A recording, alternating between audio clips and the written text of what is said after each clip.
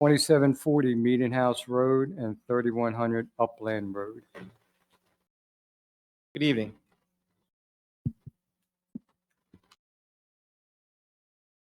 Michael broke it. Can you hear me? Okay. Good evening. My name is Mike Sioko. Super. I'm an engineer, professional engineer with the Catania Engineering Associates, and I did prepare these subdivision plans before you tonight. It's actually just a lot line change for two properties. So one property fronts on Upland Avenue. It has a house and a barn, and they want to take the barn, basically a half-acre piece of property, and transfer it to the house that fronts on Meeting House Road. So again, it's just changing the lot lines between those two properties that are adjacent to each other. And then we do meet all the zoning requirements for setbacks and lot area. It has been reviewed by the Delaware County Planning Department with a recommendation of approval. It was also reviewed by your planning commission, the Upper Chichester Township Planning Commission, with a recommendation of approval. It was reviewed by your alternate township engineer with only a couple comments. But basically, these plans are in compliance. We just need to provide, I believe, a legal description and setting the new lot corners for the property. So we would ask before you tonight if you would consider approval of this lot line change plan. Any questions?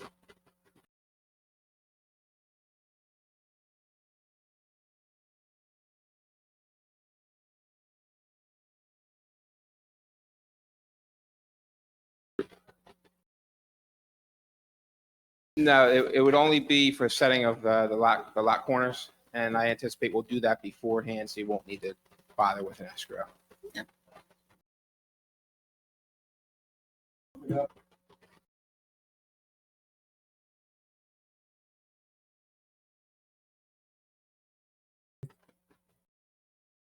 If not, thank you very much. Thank you very much. And before we move to the regular caucus meeting, I have to make an announcement. We had an executive meeting November 14th, 2023 regarding personnel matters. Now we'll open it up to citizens' comment for the caucus meeting. We'll start with my left. If anybody has anything to come to the podium, state your name and address, telephone number if you want us to get back to you. If there's anybody on the left side.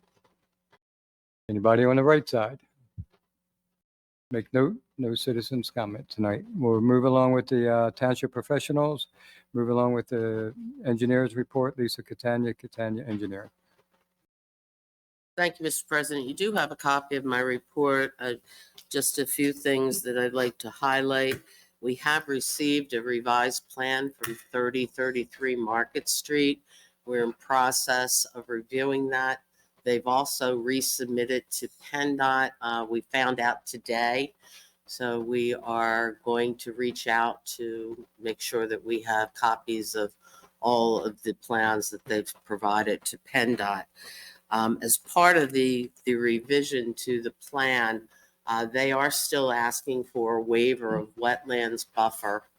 As you recall, they had provided a wetlands report to us, or we had asked them for a wetlands report last meeting. They have supplied that to us.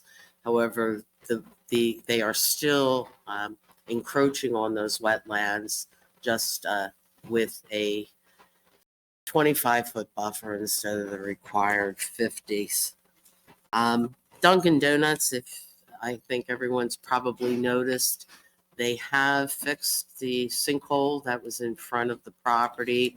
I was expecting, I have not heard from them as far as our final punch list, but I'm expecting that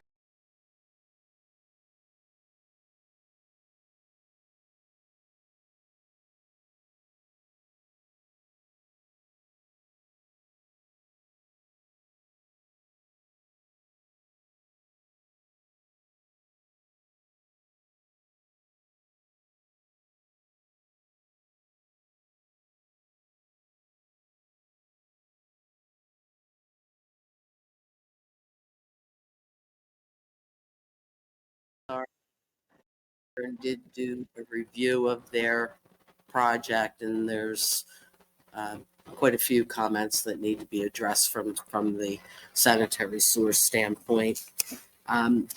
We've done the record plan execution for Ruth Avenue, as well as the pole barn for the school district.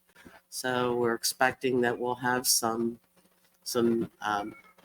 pre-construction meetings for those for one of those two projects shortly. The other is just a lot line change.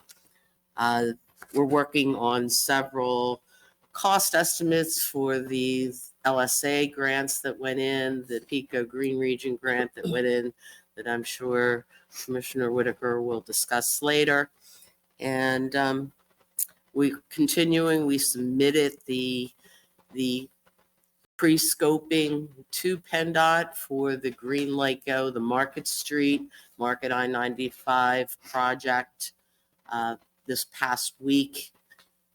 So we'll be getting comments from PennDOT on that. We're continuing our coordination with the I-95 project team, PennDOT project team, to make sure that our Green Light Go project and the PennDOT project are on time and in synchronization, we'll call it, for lack of a better term. I believe that's all I have at this point. We do have next week, I do have the Wayfair, the Community Development Block Grant signage for Linwood Heights on the agenda. There are 2 co-stars. George, I see that the the proposal for the street name signs obviously wasn't with the street name sign proofs that came. So I have to get that to you, but I noticed that when I was looking through the packet. So we'll have a contract award to Ernell, who was the low bid for that project. And then the signage will be done by the installation of the signage through CoStars will be done by them. That's all I have, unless anyone has any specific questions. Does anybody have anything? We have a CDBG meeting next week at 7, correct? Yes. Okay. I just wanted to get that out there in case Yes. the public wanted to know. So I should mention that you do have the packet that was put together for potential projects. So if anyone has any questions, please let us know. If you have any other suggestions, please let us know that as well. It's in the back of my report, Nicole. There you go. Any others? The ramp over there at the church. The crosswalk at the church, I spoke to Steve Kroll. He is expecting it will be finished by the end of next week. Okay. He's waiting for the 2 pipe that go underneath the crosswalk, so the water will flow underneath of it. That's expected next week. Yes. Thank you. There's no more questions. We will go to the solicitor's report. Filling in for Michael Pierce is Dan Van Wyck. Yes, thank you. Mike submitted his solicitor's report. A couple items to mention. The billboard tax settlement. Mike has reviewed that, recommends approval, and I believe that is an item for this evening. Yes, the draft of the Ogden Schoolhouse lease. Mike has prepared that and circulated to the commissioners, and I believe you'll be looking at that in the near future. 900 Township line development. Mike has worked with the council there, let them understand the township's position, and that application will be coming forward in January. And the 3303 or 3033 Market Street, we just received a letter from council for their side today. And although I've read through it, I haven't really had an opportunity to reference all the things that are mentioned there. So just need a little time to get back to you on that. I'm sure Mike will provide that updated information. Two ordinances. Mike is reviewing the ordinance regarding open burning and recycling and should have that information to the commissioners very shortly. And I believe that was the issues presented to council. Does anybody have any questions? If you could you, I had sent Mike an email earlier in the month about Creekside with the indication that, what's the name of the developer? Costa Homes is looking to close out their responsibilities there. And I had asked Mike a question about whether we could, if all of the rights pass to them, because we're still having problems with the open space being dedicated to us. And if he could get back to us about that. Okay. That's I'll all get I hold of Mike tomorrow on that. Yeah, we only found out about that. I'll still take care of it tomorrow. Any other questions? Dan, do you know, or even George may know, the open burning ordinance, is that just a revision? Do we have anything already? Yeah, the two ordinances, so circle back, the recycling is, that's the most pertinent one. So we've received notification from DEP that the ordinance passed in 1990 is now, is insufficient for what they need for compliance with the recycling program. So they sent us some stuff. Of course, I asked why it took, 33 years to identify that. I was not able to get an answer. However, we're going to need to comply. So that's that. The open burning, we've had some concerns over the years with the way it can be enforced because we don't have a definition of like a recreational fire in our ordinances. We just have reference of open burning. So the thought was to start to look at that and see if there's a couple of ordinances we found that have a little bit better, clear, defined definition of what is a recreational fire pit, what is a recreational fire, and what is open burning. I think it makes sense to clarify it. But I also with the merger going on with the fire department and the work that we had done from Jaden a couple of years ago, it might make sense to holistically look at the ordinances related to the fire department and see what's going to become because we'll have deficiencies in our ordinances once the name change and everything. As I We'll have to said. clear some stuff up.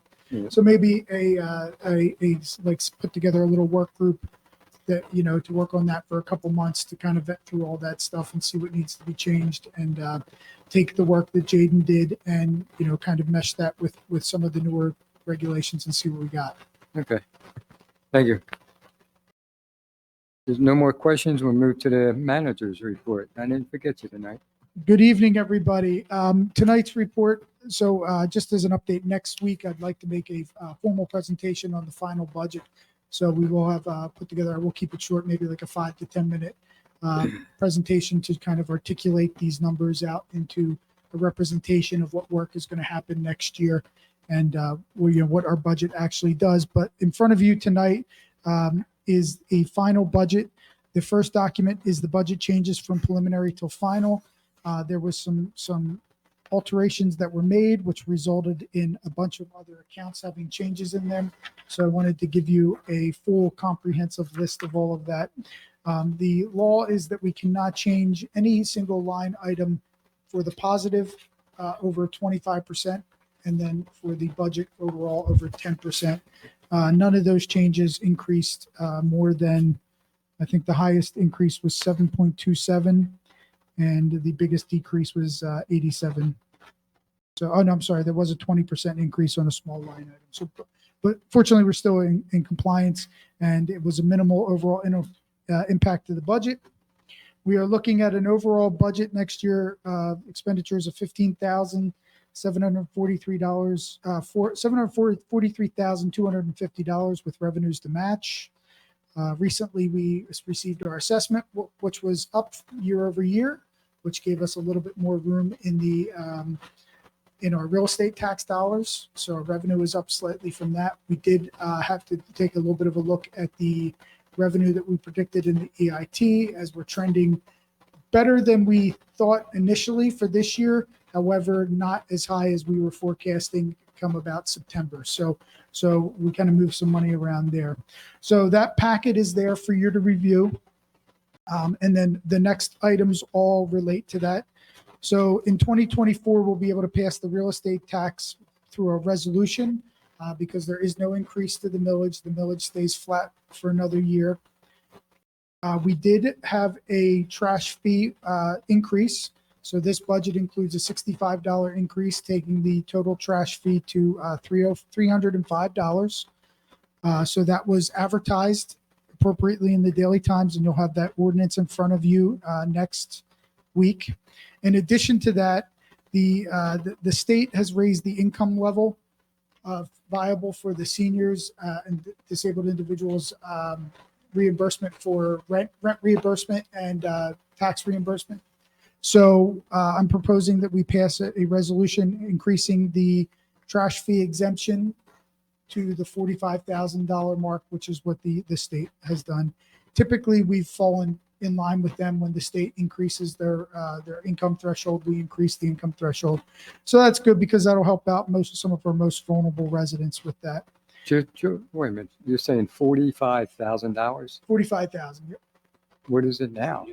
It was 35. The state took it from 35 to 45. I thought it was lower than that for the tax or for the trash. Used to be. It was like eight. It was started when it was started. It was like 18,000. Right. Progressively goes up. But they evaluate the Okay. income. Okay. So 45,000 is now considered that range for that. Then after that, you have a recommended fee schedule change. So I can go over that with you as well here. Excuse me for 1 second as I get to the appropriate page. So we are recommending a change to the administrative service fees. Currently, it's administrative service charge on all permits and applications of $4.50 per application. We are recommending changing the language and the fee to administrative surcharges on permits, applications, and transactions, and charging at $5.50. We looked at this in the volume of transactions that we do from invoicing and things like that are non-related to a permit is pretty substantial. And there's an opportunity there to cover some of the technology costs that we're going to incur in the very near future as we transition to being able to take credit card payments. So we think that is an applicable and amicable fee. Certificate of occupancy for rental inspections. We currently charge a $75 rental for change of occupancy. We are proposing $100 to better align with our actual costs related to that. Inspections for no change of inspections renewal, no change of occupancy. We currently charge $50. Again, we're proposing to go to $75. Reinspection fees are the largest increase that we are proposing because candidly, we'd like this to be a deterrent. We spend an amount of time going back out for re-inspections on rental properties. So our hope is that this will spur the landlords to understand that they need to ensure that they have quality housing for the renters. So re-inspection fees for any violations would go from $35 to $75. And then common area inspections would go from $100 to $125. Commercial tenant inspection fees, we're proposing going from $125 for a new tenant to $150, and a re-inspection going from $35 up to $75. Change of ownership, commercial or industrial, currently $200. We're proposing $225. Commercial or industrial re-inspection going to $75 from $35. Residential change of ownership going to $125 from $100. And residential reinspection per unit going from $35 to $75. We've had a request from the health officer, from the health inspector to, again, assist in deterring reinspection fees from complaints and from failure to obtain licenses. She's asking for an increase, so we are recommending an increase from the first reinspection for an annual license from $35 to $60. And each reinspection after the first from $50 to $75. For complaint inspection fees, we are recommending the first two complaints to go from $35 to $75. And when they have to go for the third on the same complaint or any subsequent inspection after, to be $125. That it should be noted that the health inspector does go out to determine if these are valid complaints. And when, if she does not find that it's a valid complaint, she does not charge for the inspection. So the individual does not pay for it. Parks and recreation fees, we're proposing at the field house, 85 Fury Road, for a full day rental, no concession stand use, to go to $1,050 from $950. A full day rental concession stand, I apologize, that's backwards here, to go from, it's currently $1150 to go to $1250. And the current half day rental is $500. We're proposing to go to $650. There's no changes to the fees associated with nonprofits, so it's not included. Community building on Market Street, Upper Chichester resident hall rental. We're currently at $450. We're proposing going to $500, and non-residential hall rental going from $650 to $700. Those are the proposed fee changes that we were proposing to make. Please provide me any feedback over the next week you have on those. Anything you see sparks your interest. Next up, we have the redistricting meeting ordinance next week at 6 p.m. on the 14th. We will be having the redistricting meeting. The folks from Flow Analytics will be zooming in to go over the presentation on the map and discuss the different parameters of the map. This is the process that we've been going for on and off for the past long time. And we did advertise correctly the ordinance. It's been advertised in the Daily Times, appropriate with all applicable laws. And we do believe at this time that there is that the map that we are proposing is in line with all applicable laws related to voter rights, requirements of the Pennsylvania State Constitution, as well as the state code and the Pennsylvania First Class Township Code. Next item we have is the 2024 meeting schedule. You have a document in your binders that is the proposed meeting schedule. I'd like to bring to your attention two items. The first is that our caucus meeting in July will be on July 4th. So typically in the past, we've done things like just skip that meeting and held both of them a hybrid caucus board meeting. So I'm going to propose that we take that meeting off the schedule, and we just have one. I'm just going to list it as a board meeting on the 11th, but we can, use it for information as well. Right. And then the second item that is in the board meeting in October would be the first day of the Pennsylvania Municipal League Conference.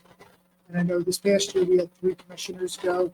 So in the event that we have a good attendance at that meeting, we would not have a quorum again. So that could be a situation where we move the board meeting to the first, when the caucus would be, Or how about the following Thursday? or we can move it to the third Thursday. Yeah, either way. So get back to me with your comments with that. I have no problem moving that. I think the third Thursday probably works the best to do that. Then you have the holiday schedule as well. That's been vetted. And then our appointed auditor at this point is Lights On Economides. So we have our 2023 audit engagement letters that will need to be approved and signed so we can go ahead and get that audit started. We have already started preparing for the annual audit. We've worked up the confirms and started moving with that. So that's good. We're getting a head start there. We have a request from the police department, as was communicated last month by Commissioner Neary, to elevate one of the officers from the Officer Bionde, Officer Bionde, from a part-time to full-time status in the department. As you know, we were the recipients of the COPS hiring grant, as well as the accreditation support grant through the Department of Justice this past month. That those two grants combined were roughly around $400,000 to go towards various items for the department. And in doing that, we will have a need for part-time police officers. So the police department is requesting that we authorize a test So that you have the information on that as well. I believe they would like to run the test in February to try and get the pool of individuals that are out there now. In your binders also is a temporary handicap parking spot request. Nicole, this is down in the second ward. This has been vetted by the police department. Everything is verified. So once we give, we'll have that on the agenda for approval. Once approval is given, a placard will be placed. It's a temporary situation. If the individual moves from the property or the event something else happens where they no longer need it, then we do remove them. I have roughly, I believe it's going to be 16 escrow releases. Every quarter or so, we like to go through and kind of try to clean out as many of these accounts that we can. So we have a lot of accounts that were from the first half to the middle of the year. A lot of like planning stuff. You know, we had a lot of land development projects go through preliminary and final. Go into construction, so as it happens, they end up with 3, 4, sometimes 5 escrow accounts. So this is an effort to kind of wash some of those away and get those cleared up. Is that got to be through resolutions? All All resolutions. 16? Yeah. Dan, and maybe you could speak to this. I've seen in the past where, you know, they were read as kind of like a sheet from like a consent agenda, I guess we'll call it. Is it possible so that each individual resolution doesn't have to be approved since it's kind of administrative in nature, that they could be included in one? Yes, Motion. as long as, you know, it's the same resolution for each one, same verbiage, but just a different, you know, Numbers. entity. So that would be So legal. would it be like a motion to approve resolutions number blank through blank? Yeah, Could you do 1 that? through 12 or whatever the numbers might be. And then a couple other items that are on here, but I don't really have much information with appointments. So you'll have appointments due at the reorganization meeting, which is the first Tuesday. So please look at your appointments, go through that. To the effect of the reorganization meeting, the Honorable Judge David Griffin will be here to swear in the returning elected officials. And that meeting will be at 7 o'clock. We're going to get that advertised after the 14th. We'll get that all going. Next up, Employee Service Awards. Annually, we do Employee Service Awards. I'm going to go ahead and get that list over to you. What we did last year, which worked out really nicely, was we just kind of acknowledged that these people are on the service awards at the meeting, and then we gave them their stuff at the Employee Appreciation Luncheon, Employee Volunteer Appreciation Luncheon. So I'd like to do that again. And then there is one request in here from the tax collector for a tax refund. I believe that's everything I have. Anybody have anything for the manager? Question. Is there any way we can move the reorganization to 7:30? It hasn't been advertised yet, so if the board's okay with that, I don't see why it'd be an issue. All of our meetings are at 7:30. 7:30? Yeah. Remind me. Okay, thank you. 7:30. 3 of us are here, so 7:30.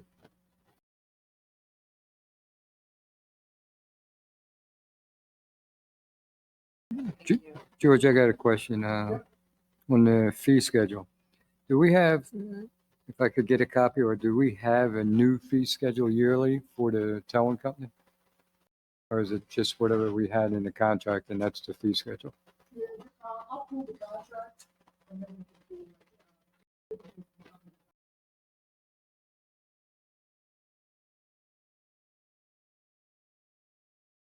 Okay, we don't put it in our fee schedule, but it's in his contract. Okay. Okay, all right. And if not, we'll move along to the commissioners. We'll start out with Madam Vice President Nicole Whitaker. All right. Thank you. Thank you. Good evening, everyone. I'll have our reports for the library as well as recreation reports next week at the regular meeting. I do have a couple questions and a couple comments that I'd like to make. The first is with our engineer, Lisa, the community development block grant hearing that we're going to have next week. So I looked at the projects. It looks like we have 7 options. And my question is, do we have a price point for any of them? Some of them are well beyond what we would typically get from community development block grant, which runs about between 100,000 and 150. If I look at the, let me see if I can get that list out quickly. The Spring Mill Road roadway improvements, which is milling and paving, would be probably, we would set that somewhere around $100,000. The Willowbrook entrance would be well over the $100,000, $150,000 threshold. Just so everyone's aware that the street that you see on the mapping is actually a private roadway. So we would look to have them dedicate that in order for us to do these. So it's more or less I don't want to say an acquisition, but a dedication of that to a public road. And then that probably, just ballpark, would probably run about $500,000 to $750,000. That would include traffic calming and all the aesthetics for that. It was something that we talked about while we did our walkthrough for the Boothwyn Heights neighborhood plan. Peach Street would probably run between 100 and 175,000. That's for a new pedestrian bridge. The Boothwyn Town Center, again, we can phase that so that we could make that a 100,000 or somewhere around there, $100,000 project. And the Twin Oaks intersection, that again is a project that we think will be within the range of a CDBG award. Did you say Mill Road improvements? I missed one. I'm sorry. The Mill Road sidewalk improvements, we probably again would have to phase that because of the length. That is ADA ramps, curb, sidewalk for pedestrian accessibility.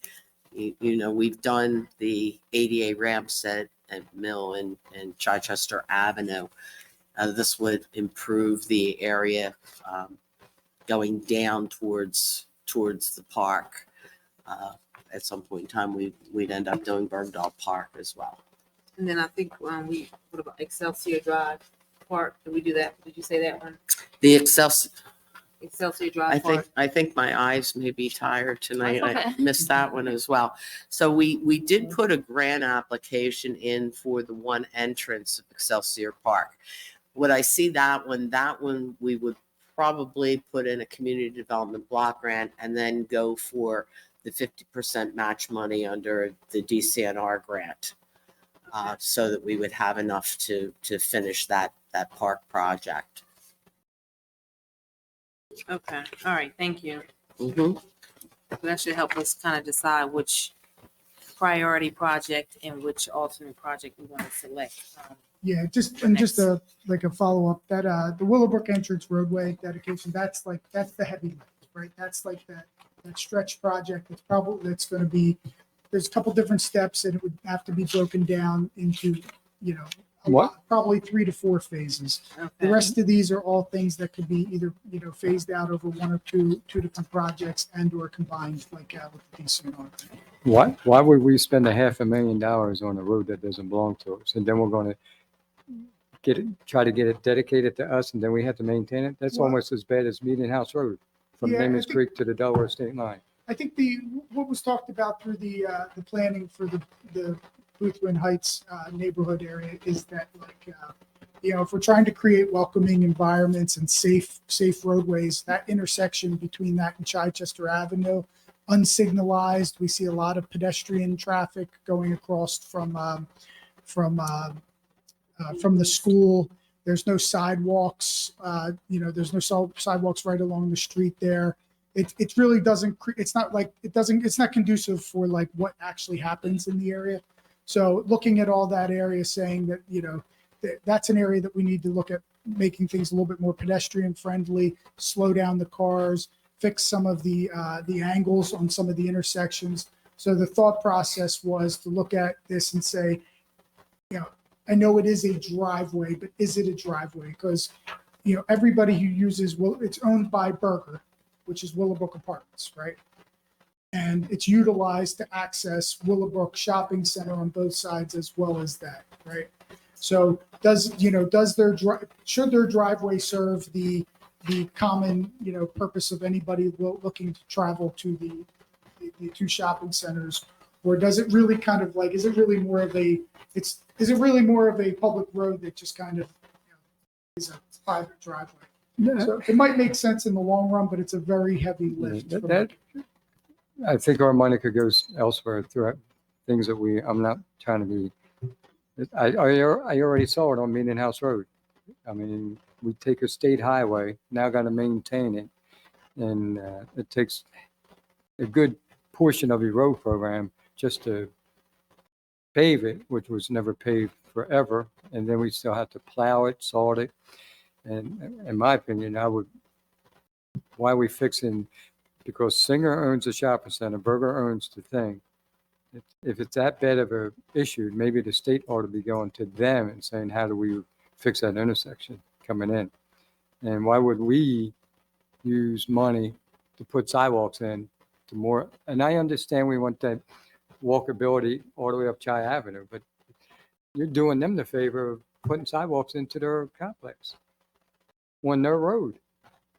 And I just don't see us. Yeah, but why would we take another road like It is that? indicated that this is a very heavy lift project. It's more of like a pie Right. in the sky project, but we wanted to give you But the breadth of projects that we know. I understand that, George, but I don't even want it to get off the ground for one breath, is what I'm trying to say. I mean, I let the other board members, the money somewhere else, not on somebody else's property. Does Berger have the right to restrict traffic on that driveway? Legally? I'm gonna guess probably unless they- Probably, right? Yeah, Okay. I mean, I can't give you definitive answer. I can tell you that if it is a private road, what they should be doing is closing it once a year to maintain it as a private road, and they could close it whenever they want to. Real quick, the only other thing I see on this is that we'll need to rectify is, we found out through the 322 project that we don't actually own Excelsior Drive Park. It's still owned by the Excelsior Civic Group. So we will have to get agreements put in place to be able to go in there and do the work. So The whole park? Wow, another one. Another one. Okay. Okay. All right, thank you. The other thing that I wanted to talk about was the issue with American Petroleum on Chichester Avenue. So I received some phone calls and from interested parties, and I just want to go on record stating that I understand that there's going to be a fence installed at that property. There's been some back and forth with the property owners there, and Mr. Cisco, if you have an issue while you are installing that fence, you're to call 911. Okay, so you should not engage with the other property owner, but we request that you just call 911. Okay. Okay.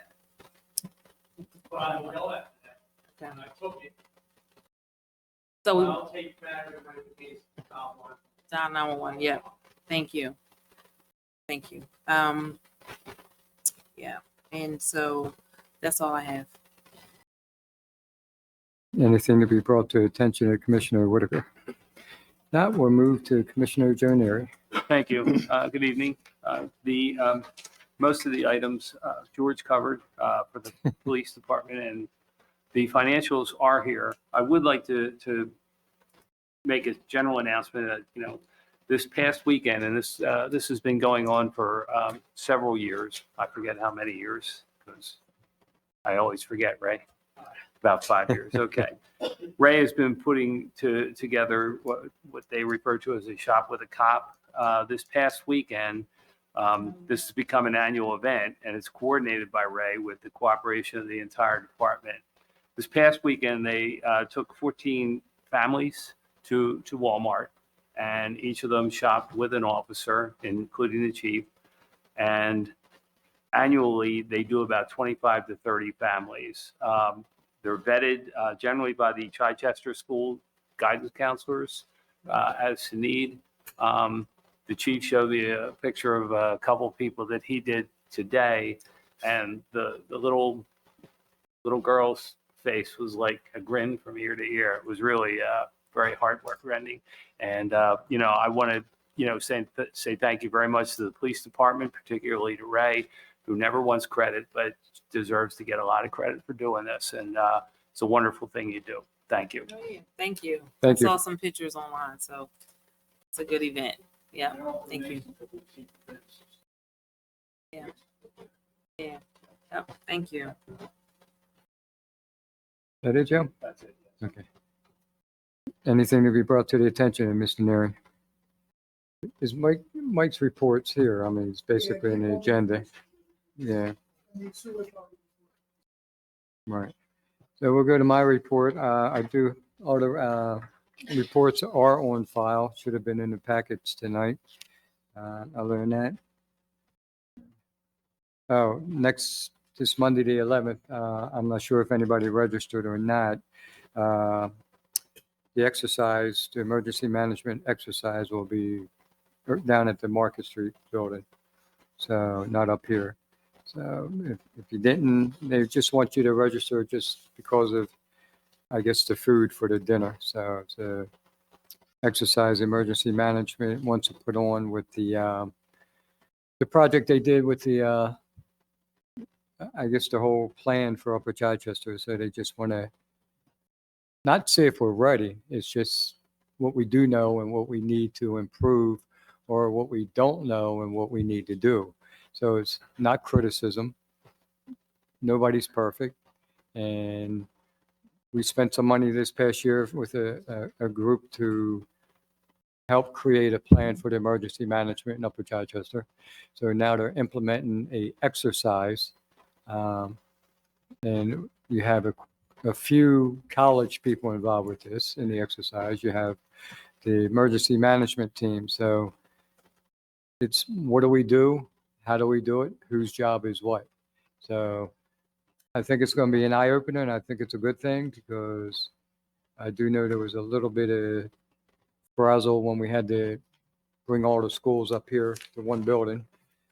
So especially when the parents want their kids out right away. So situations, whether it's the schools, whether it's the train derailments, and God knows these trains come along here constantly. So 322, I-95, tankers are on those things all the time. So it's for everybody's good, and hopefully who can make it could be there, and we'll see what we can learn.